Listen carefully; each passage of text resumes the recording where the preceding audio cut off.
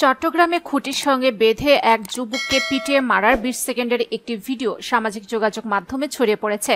শনিবার ফেসবুকে ভিডিওটি ছড়িয়ে পড়ে। এতে দেখা যায় এক যুবককে উড়াল সড়কের নিচে দুটি খুঁটির সঙ্গে বেঁধে রাখা হয়েছে। এ সময় গান গেয়ে তাকে মারধর করছেন কয়েকজন তরুণ। ঘটনাটি গত 14 আগস্টের হলেও জানাজানি হয় রোববার। খোঁজ নিয়ে জানা গেছে, যাকে মারধর করা হচ্ছে ওই যুবকের নাম মোহাম্মদ শাহাদাত হোসেন।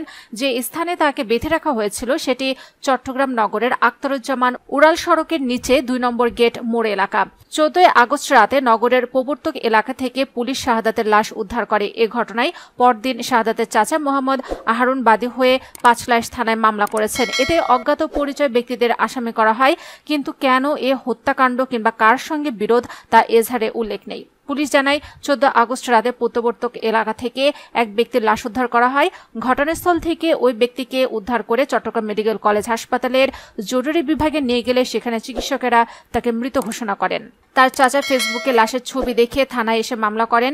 তবে মারধরের শিকার ব্যক্তি যে শাহাদাত সেটি জানা গেছে গতকাল তার স্ত্রী ফেসবুকে ছড়িয়ে পড়া ভিডিও দেখে শনাক্ত করার পর।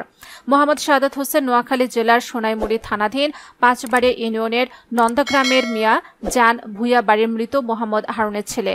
থাকতেন নগরের কোতোয়ালি থানাধীন বিআরটিসি এলাকার বয়লার কলোনিতে। তিনি নগরের ফলমন্ডির একটি দোকানে চাকরি করতেন।